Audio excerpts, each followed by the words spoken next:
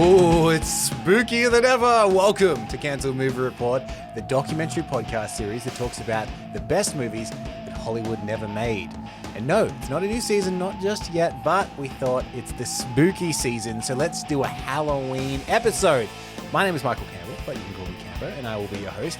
And joining me, as always, is actor and comedian and brave man for showing up for this episode, Mr. Eden Porter. Thank you very much for having me, Cambo. Have you turned down the heat in here? Oh, yeah. I can see my breath. I need to make it like David Letterman. I like to keep it nice and cool to make people uncomfortable on edge. Good. Makes for better content. Yes, spooky Halloween episode. Spectacular, would you say? No, not that. Okay.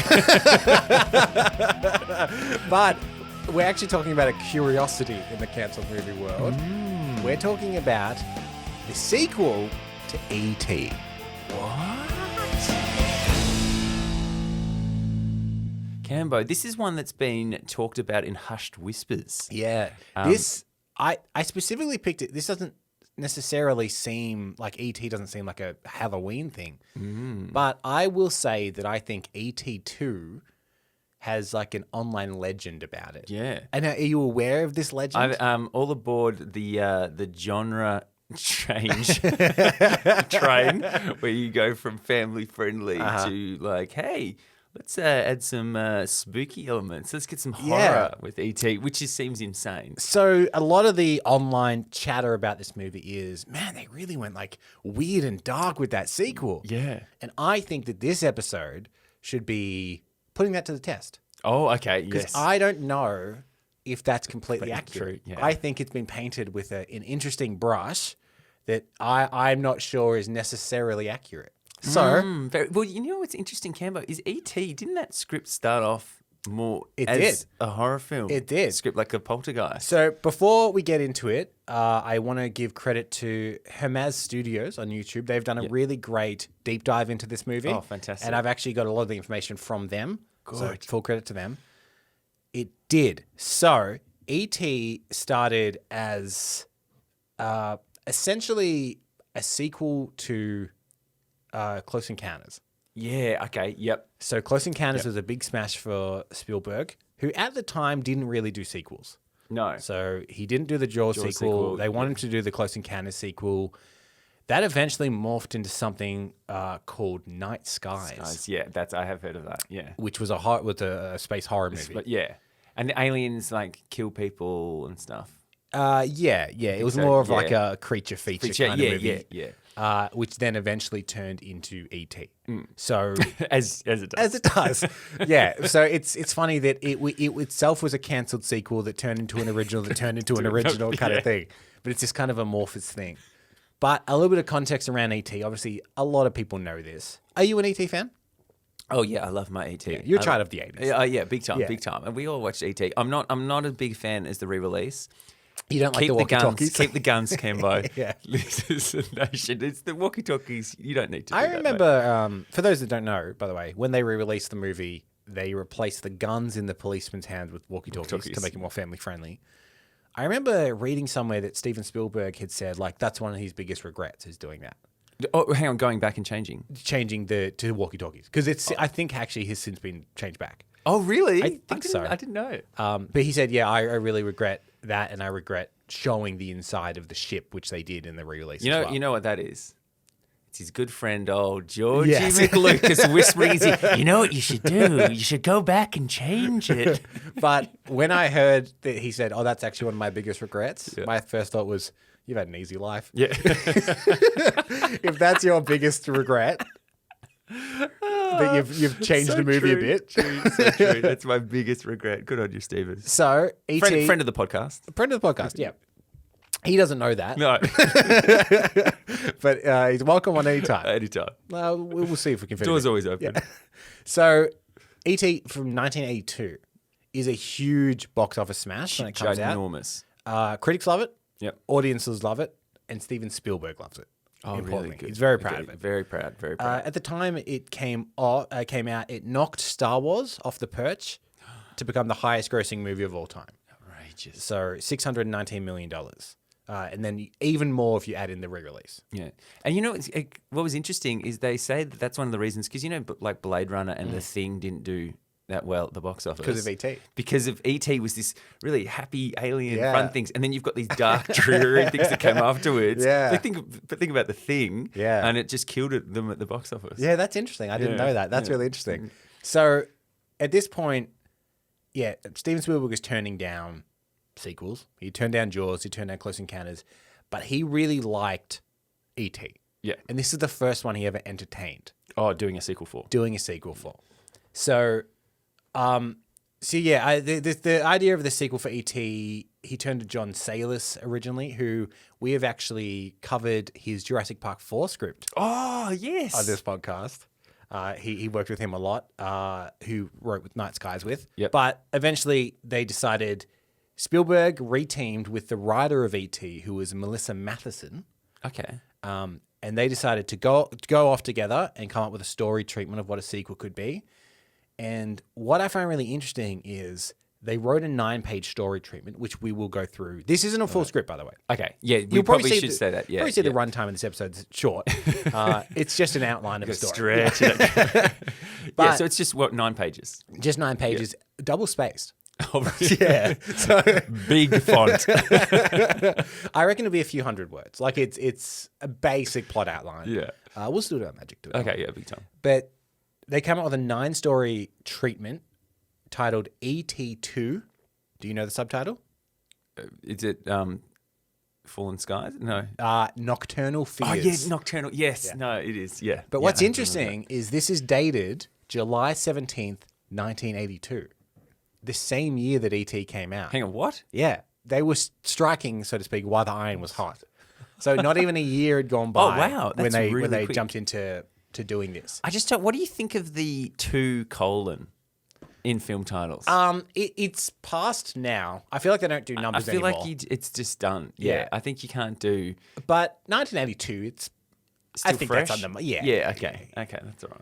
And it's less confusing than like the Rambo franchise, which was around the same time. Rambo, First Blood, Blood Rambo Part 2, Rambo, First Blood Part 2, Rambo 3. Yeah, it doesn't make sense. So what we're going to do, I'm going to read through the story outline this is actually written by Melissa Mathison and Steven Spielberg. Okay. Very rare he ever does a writing credit. Yeah. But they wrote this together in July 17th, 1982. Are you ready to hear the story of ET2 Nocturnal Fears?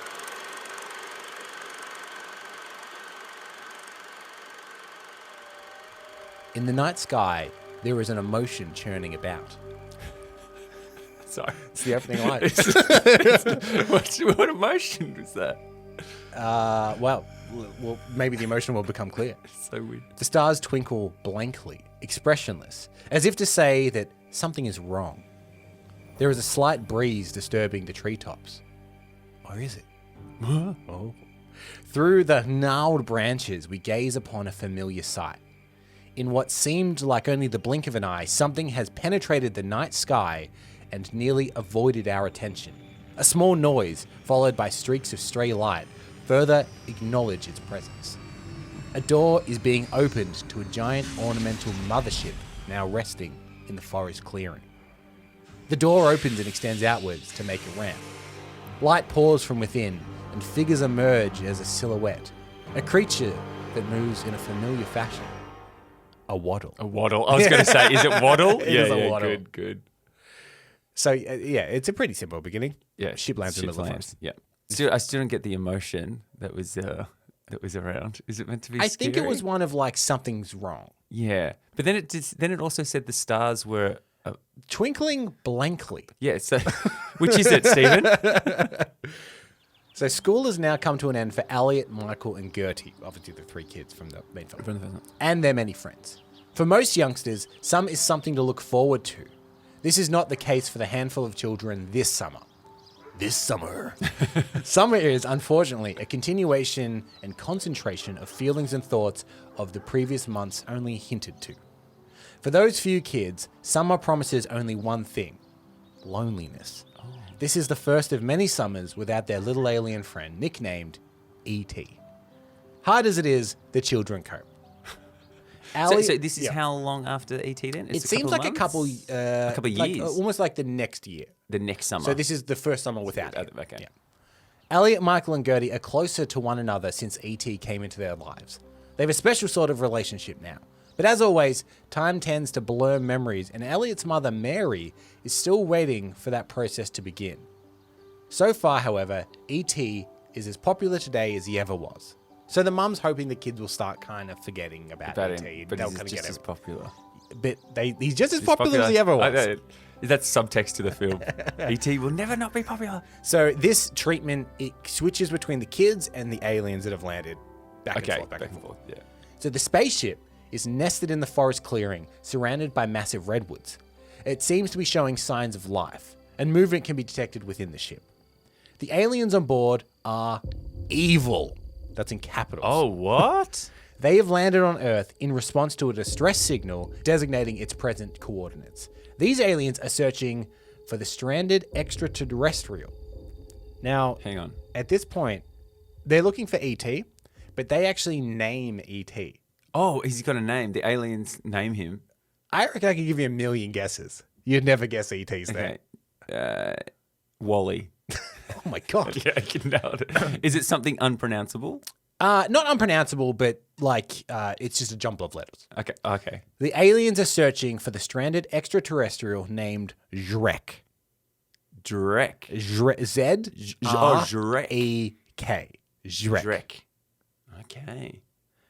Who is sending a signal for help. Okay, so they've picked up his old signal, Yes. and now they've come Yes.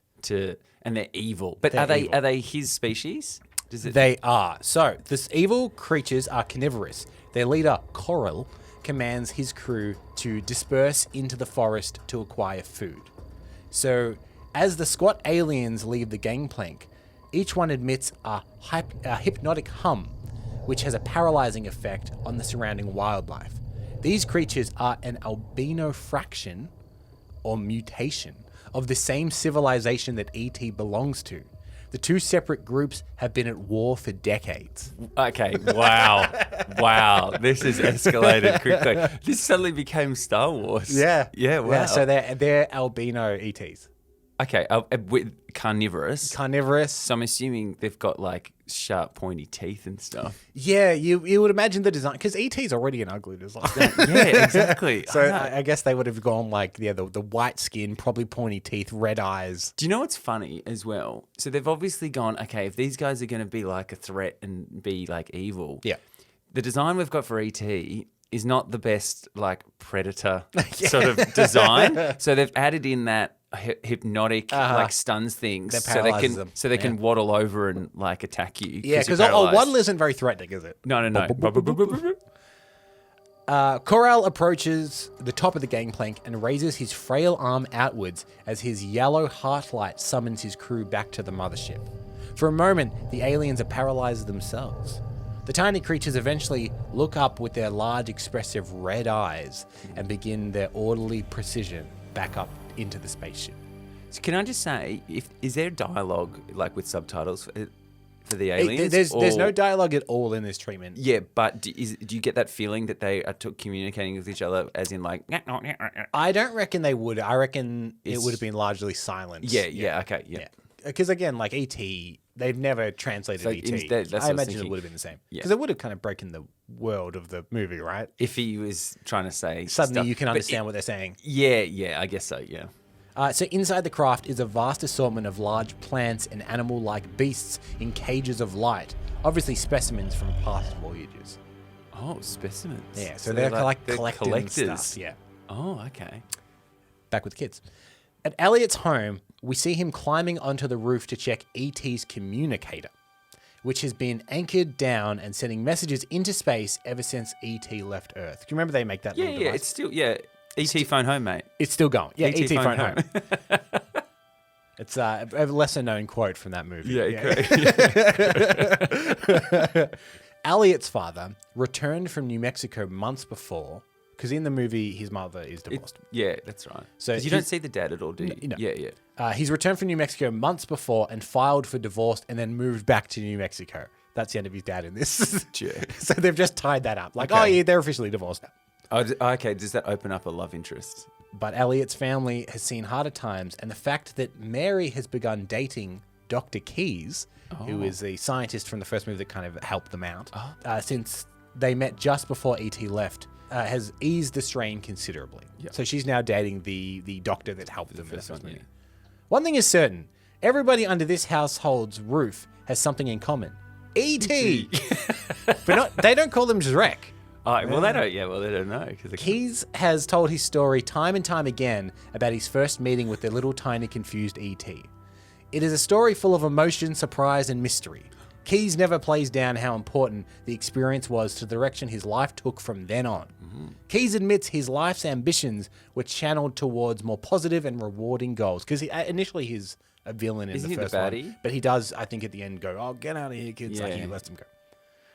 He didn't continue to live in the dream world of hope that he would any day meet his space friend again. Like he fears Elliot and his friends are now. So he's like, I know I'll never meet him again. But I reckon these kids keep thinking they're going to meet their friend again. Okay. Keyes insists he chose to pursue medicine and science because of E.T. Oh. Yeah. E.T.'s changing lives. And recently, Elliot has been sensing something he cannot explain. His umbrella communicator is reacting strangely now. He thinks it could be receiving a message from space. In his room, Elliot is searching for something. On his wall is a Polaroid snapshot of himself with Michael and E.T. on Halloween night. Above his bed, we see E.T.'s clay planet suspended by wires from a ceiling. Elliot emerges from the closet with a pot. His face becomes sad. It's the geranium, but it's still dead. Obviously, it's a motif of the first movie. He puts the pot on the dresser and he sits on the bed thinking. Later, Elliot jumps up happy and races through the house. He finds Michael and Gertie to make them promise their most excellent promise that they will tell nobody what they're about to do. Having finished that, Elliot calls his D&D buddies Steve, Tyler, and Greg and tells them to ride their bicycles to the forest clearing because E.T. could be coming back. Because he's getting that sense that like the communicator's acting strangely, but the plant's still dead. Something's going on. So he's like, I think there could be something going on. Cambo, can I just say, this is sounding an awful lot like Stranger Things. Yeah, it is, isn't it? I think Steven might have copied this. Now, there's a quick aside back to the aliens, very short. It says, there have been numerous reports of unexplained cattle mutilations in the surrounding countryside. Classic alien behavior. End of scene. Okay. That's all it says. Just cows with their skin removed. Now, that is an element of this script that I hear reported online all the time. Yep. It's like, oh, there's like weird... Mutilated cows. Mutilated cows and stuff. It's only really mentioned in that one sentence. At the clearing, we sense danger. We see shadows and undefined forms lurking in the nearby forest. Night is falling, and in the distance we hear a commotion. Elliot and his friends are converging on the clearing, unaware of any trouble. They arrive and dismount their bikes. In awe, everyone gazes upon the dark contours of the massive spaceship. Suddenly, the figure of Corral appears in an illuminated porthole. Telepathically, Corral speaks to the children. Yeah. Okay. Asking the whereabouts of the fugitive alien Shrek. The children reply honestly that he's gone home. Corral becomes angry, believing that they are lying. Okay, what? So now backtracking for a moment. Mm-hmm. The aliens are speaking to the kids. Yeah, telepathically. Yeah. And then how are they understanding what the kids are saying? It doesn't go into it. This is really weird. Like all lazy sci-fi, universal communicator. Yeah, okay. Everyone can speak English. He's like, yes, I studied English for 5 years in space school. At the space school. When the children regain their senses, so they've kind of like knocked them out. Well, they've been stunned. Hypnotically stunned. Yeah. When the children regain their senses, they are surrounded by the evil alien creatures who are hiding in the forest. The creatures are carrying some kind of dagger. Elliot advances... With little E.T. hands? Yeah. What? I like to think it's a full-size dagger as well. Yeah, it's like huge. The creatures are carrying some kind of dagger. Elliot advances in a friendly gesture, but barely escapes from being bitten or even killed by the aliens' razor-sharp teeth. Yes. They called it. Yeah, called it. Several of the aliens bare their fangs from time to time to show they mean business. Corral orders that the children are brought aboard. Reluctantly, Elliot and his friends follow.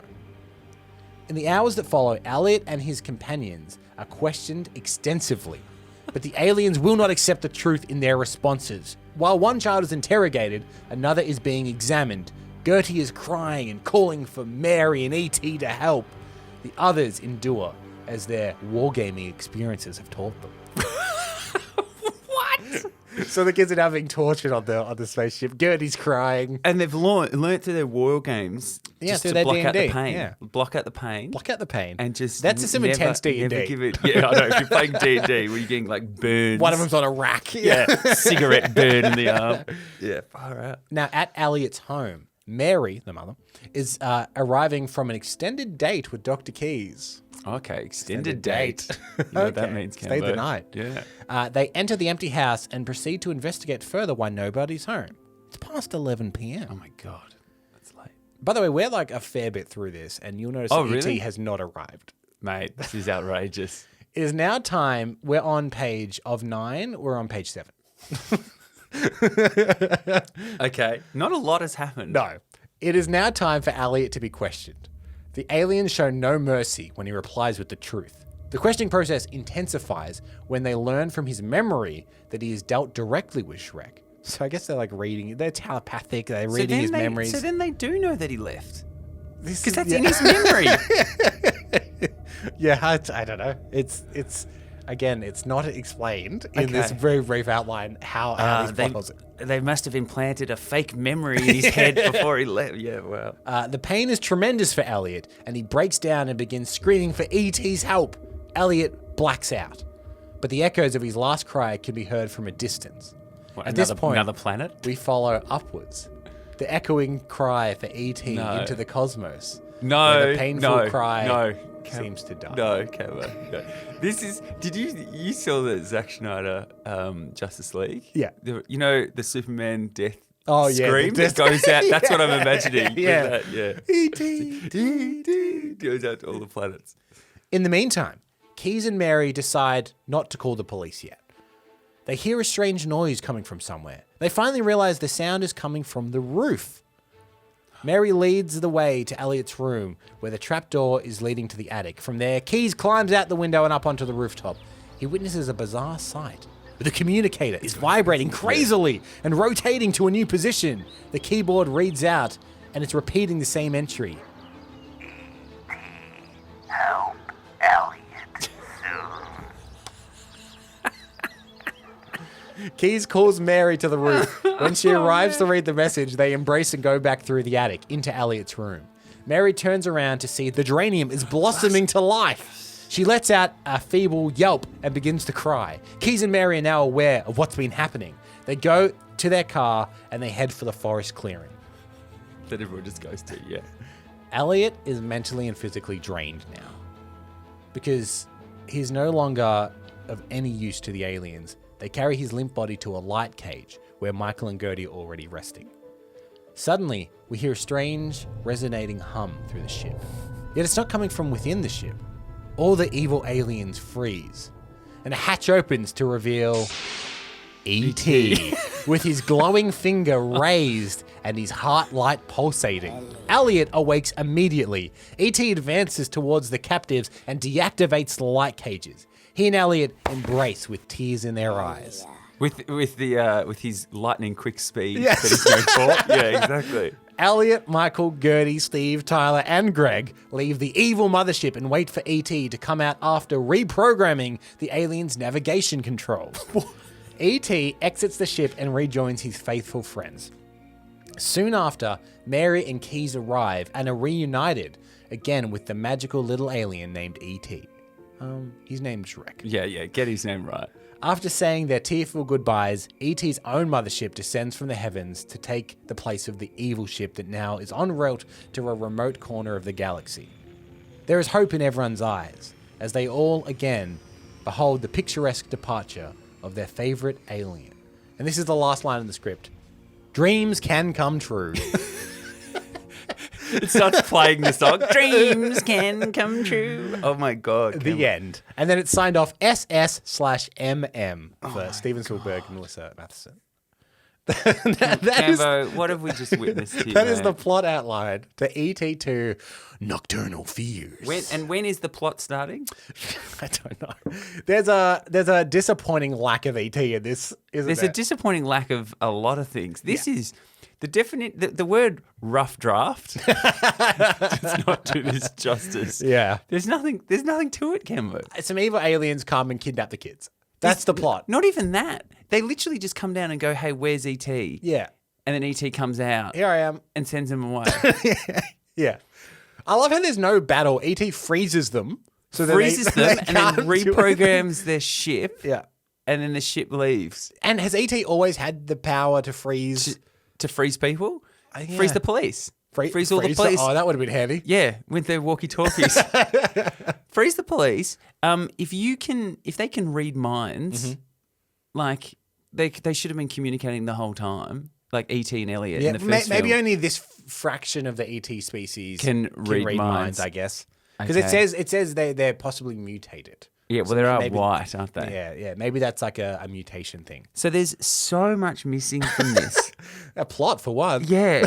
Like, okay, so you need to have them start like infiltrating the town and like a dog Yep. goes missing and all this. Oh, sort of there's cattle stuff. mutilation. There is cattle mutilation, but and Yeah. then it, like literally turn it into there's something outside, like things running past the house. and- Imagine if I'm thinking on my feet here, but imagine if you see the ship come down, you see the silhouette waddling out, and you're like, oh my God, it's ET's E.T.. back. And the whole movie, the kids are trying to find ET. Yep. And they've just missed him because something's happened over here, and they've just missed him, and they're trying to track him down, and then they finally do track him out, and then the twist is, oh, that's not ET. E.T.. Yeah, and he turns around and he's got Yeah, red eyes and yeah. sharp teeth. They're like, what the hell happened? See that to because E.T.? they tell us right at the beginning, evil aliens. have evil landed. aliens have landed, Yeah. and they obviously evil. Yeah. and they look different. Yeah. yeah. Do that. Have it as a twist. Yeah. Have it as a twist is a lot better. And then get kidnapped and tortured. Yeah. And, You got to torture some kids. And hang on. You said E.T.'s a fugitive, He's a fugitive. but these two species have been at war. At war. I think they're using fugitive in the term that, like, Very loosely. every ET that's not theirs is a fugitive to them. They're going Because to capture them all. Just thinking back to E.T., the E.T. ship lands for no reason. He gets left behind and they leave. Oh, they're Yeah. doing experiments, aren't they? They're like collecting dirt. Yeah, and dirt stuff. and samples and Yeah. stuff. Yeah. And then E.T. gets left behind. Yeah. But E.T., he was like a kid alien, wasn't he? Was he an adult or was he a kid? I don't know. Does that stipulate it? I can't remember. Yeah, I don't remember. I Okay. don't remember whether they actually stipulate his And they age just, or they not. just leave him behind. Yeah. Yeah. It was like The Martian before The Martian. Martian. Yeah, exactly. It would be great if something happened in the film. Yeah. Do you think... I don't think this earns its reputation of being like, oh, this is a real messed up sequel they wanted to make. Where is the... I mean, the kids are tortured, quote unquote, but I'm thinking that what I've heard of this Yeah. is that it was like messed up. a horror film. Yeah. It's like more of a horror film of like, what was that? Things are Yeah. getting attacked and stuff and getting chased. People make a big deal of this cow mutilation. Yeah, they're really focusing in on that, Yeah. aren't they? Yeah, so I didn't get that sense at all that it No. was sort of it was more well, the fact that people are being interrogated to me does not lead to like a horror film and stuff like that. It's more the unknown Yeah. of what's happening to people. Being like, oh my God, whatever, like what was that? What's happening? Oh, do you want to hear about what happened? Yeah. So this, as I mentioned at the beginning, this was written very, very soon after ET had released. Yeah. Like this is still in the huge zeitgeist of hot. ET. And it appears that Steven went almost immediately dark on this project. Oh, really? Yeah.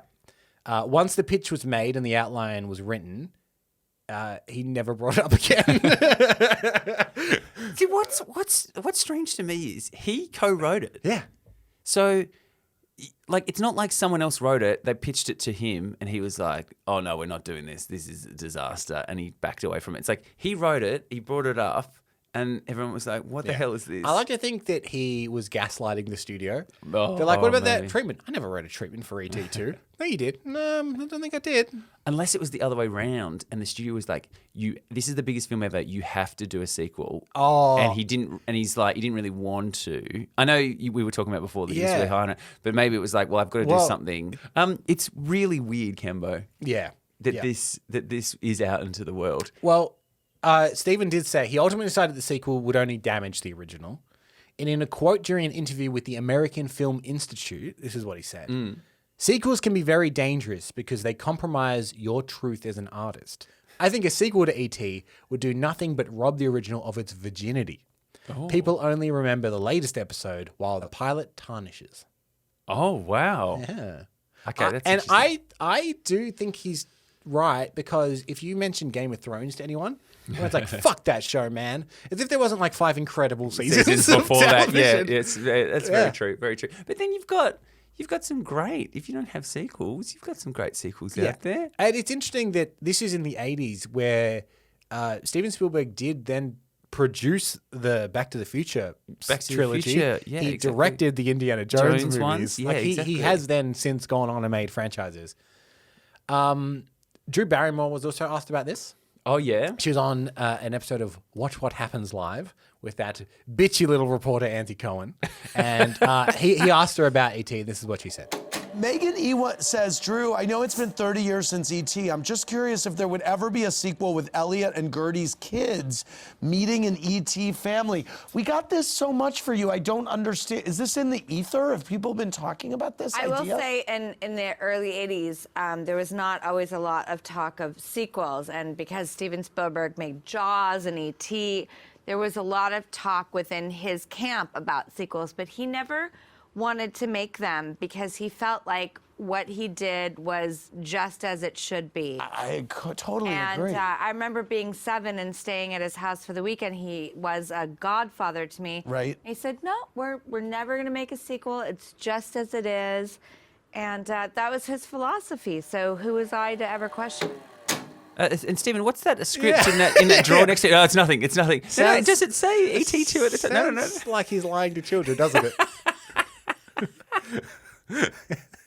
So yeah, the information he puts out is to the contrary of this leaked story trip, and it is like a leaked photocopy, clearly written on a typewriter thing. But yeah, I think he almost immediately was like, This is no good. This is no good. I wonder if there is still an original document somewhere, or whether he has now destroyed it, so they can never be proven. Yeah, because he doesn't understand the internet. Yeah. Here's a question for you. Hit me. Steven Spielberg and Melissa Mathison, former wife of Harrison Ford.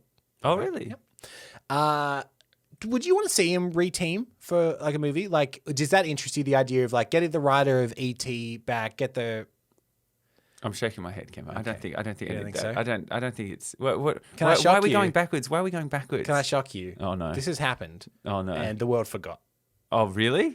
This re-teaming was for the movie The BFG in 2016. Written by Melissa Mathison, directed by Steven Spielberg. And the world just forgot it. I just didn't. Yeah, I didn't. Listener, admit, you'd forgot it. I'd completely forgotten the BFG was a thing. That was the big reunion of those two, the creative team behind, and the producer as well, of E.T., all together again since E.T. They made the BFG. And you know what? Another acronym. I was going to say, acronyms. That's the key. That's the key. to That's this. the key. Look, we ask this question every week. I think I know your answer. Do you think this would have been any good? No. I do not. Well, there you have it. Thank you for listening to this mini report, this Halloween special. Spectacular. Of no, I said it wasn't that good. Okay, yeah. And now you see why. Yeah, I see why. Yeah. We appreciate all the people that come and support us over on Patreon. If you want to hear more episodes, mini episodes, bonus episodes that we do, come support us over on Patreon. We've got some cool stuff over there. We are still working on season 4 as well. We've got some cool movies lined up for that. And before the year's out, we do have another special bonus episode. What? So keep your ear to the ground for that. And I will say it is better than E.T. But until then, thank you for joining me, Eden. Thanks very much for having me, Cambo. My name is Cambo. And until then, take care.